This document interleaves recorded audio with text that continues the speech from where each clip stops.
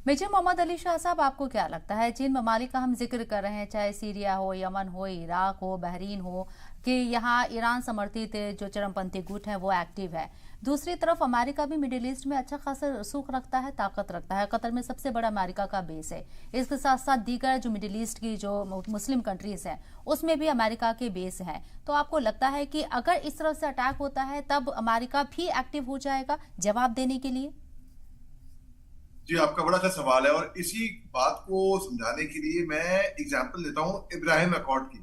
Ibrahim accord में US America का involvement था, मगर और सऊदी अरेबिया, फिर इन्होंने हमास ने देखा कि इब्राहिम अकॉर्ड की तरफ से सऊदी अरेबिया और अमेरिका की नजदीकियां बढ़ेंगी, तो इसको किसी तरीके से हम फेल कर दें, ये होना नहीं चाहिए। तो वो अवॉइड किया गया एक तरीके से, जानबूझ के इब्राहिम अकॉर्ड को भी एक तरीके से इसको फेल कर दिया गया और पूरी कोशिश तो पूरी वही है। अब आपने बोला कि आपने कहा कि क्या होगा इसमें, अमेरिका का इन्वॉल्वमेंट क्या वो मदद करेगा इसराइल की? जी हाँ, अमेरिका इन्वॉल्वमेंट, अमेरिका का 100% ऑलरेडी है, वो इसराइल की मदद करेगा। अब देखिए, लेबनान की नेशनल न्यूज एजेंसी की रिपोर्ट के मुताबिक 10 इजरायली अटैक हुए हैं उनके फ्रंटियर्स पे वेनेसडे को, जिसमें से एक जो इसने डिस्ट्रॉय कर दी थी पूरी बिल्डिंग, काफी मशहूर अटैक हुआ था, पूरी बिल्डिंग नबतिया में, उसमें 5 लोग जख्मी हुए थे और हिजबुल्लाह ने 6 अटैक उसमें कहा था कि उनमें उनका हाथ है, इजरायली मिलिट्री पे जो कि उनकी पोजीशंस पे जो बॉर्डर रीजन में जो अटैक हुए थे। तो इसका मतलब यह है कि हिजबुल्लाह बिल्कुल जोर शोर से आके इजराइल के खिलाफ कार्रवाई कर रहा है। हिजबुल्लाह कर रहा है और हूती रिबेल भी करेंगे, इनडायरेक्टली हूती रिबेल करेंगे तो हमास भी करेगा। जितने भी ये जो वहां की ऑर्गेनाइजेशन हैं जिन्होंने हथियार पकड़े हुए हैं, ये कार्रवाई करेंगे।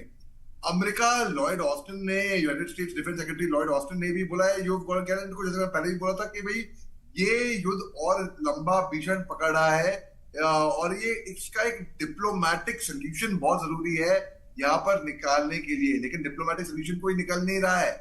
और बियॉन्ड प्लानिंग वो पोटेंशियली एक्लोपिक, ये मतलब पूरी दुनिया खत्म हो जाएगी, ऐसा इन्होंने बोला था इसके बारे में। अब बात ऐसी है, अमेरिका बिल्कुल इसमें इजराइल की मदद करेगा, ऑलरेडी कर रहा है। और जैसे कि हमास ने बंधक पूरे अब तक रिलीज नहीं करे हैं जी। और तो अमेरिका ने ऑलरेडी अपने कमांडोज भेज चुके थे, तो अमेरिका बिल्कुल बेशक दिन दहाड़े इजराइल की मदद करेगा इसमें। और ये खतरा मंडराएगा पूरी दुनिया के ऊपर कि यहाँ पे मिडिल ईस्ट में चल क्या रहा है।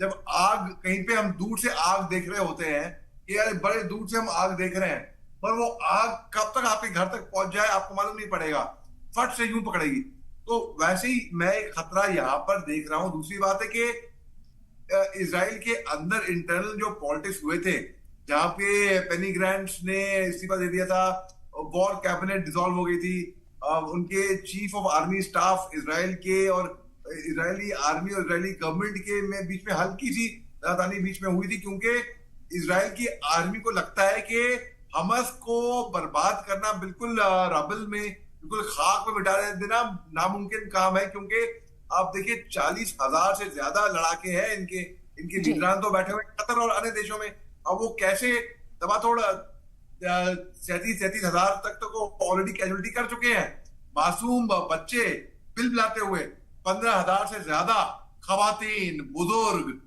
लाचार, मजबूर, मजलूम का खात्मा हो चुका है कोलैटरल डैमेज के नाम पे। कोलैटरल डैमेज ऐसे थोड़ा ना होता है, इसको कोलैटरल डैमेज मैं कतरा ही नहीं दूंगा एज अ मिलिट्री पर्सन, मैं नहीं बोलूंगा। ये इतना बड़े पैमाने पे जो डैमेज हुआ है, ये कहीं से भी दूर दूर तक कोलैटरल डैमेज हो, मैं इसको कोलैटरल डैमेज बिल्कुल नहीं मानता हूं। तो जिस तरीके से निर्दोषों का खात्मा हुआ है यहाँ पे, निर्दोष नेशन भी, बेकसूर नेशन भी इसमें इन्वॉल्व हो जाएंगे बदकिस्मती से। और इसको मैं देख रहा हूं कि ये और बड़ा शबनम जी युद्ध बढ़ सकता है। ठीक है सर। मेजर मोहम्मद अली शाह साहब, मेरा सवाल आपसे है, मिडिल ईस्ट अगर इतना डिस्टर्ब होता है जिसका हम आकलन कर रहे हैं या जानने की कोशिश कर रहे हैं, भारत के ऊपर इसका कितना असर पड़ेगा? क्योंकि अगर हम देखें तो हमारा जो बिजनेस है वो काफी प्रभावित हो सकता है, इफेक्ट हो सकता है। खासकर अगर हम एक्सपोर्ट की बात करें तो बहुत बड़ी तादाद में हम एक्सपोर्ट करते हैं गल्फ कंट्रीज में। जी शर्म जी, आपका अगेन मैं दाग देता हूँ जो जिस तरह की आपकी समझ है जियो पॉलिटिक्स के बारे में। देखिए, बात ऐसी है कि हिजबुल्लाह के जो चीफ हैं हसन नसरुल्लाह, उन्होंने भी ये धमकी दी है कि अगर ये युद्ध और बढ़ता है तो इससे वो फ्री स्टाइल युद्ध में कूद जाएंगे, जिसमें कोई रिस्ट्रेन नहीं होगा, कोई रूल्स नहीं होंगे, कोई नियम नहीं होंगे, कोई सीलिंग्स नहीं होंगी, वो बस फ्री स्टाइल युद्ध में कूद जाएंगे। और अगर ये युद्ध आगे बढ़ता है तो अन्य शांतिपूर्वक देश जैसे कि हिंदुस्तान है, वो कैसे इसके अंदर उनका इन्वॉल्वमेंट क्या रहेगा और क्या कैसे उनको अफेक्ट करेगा।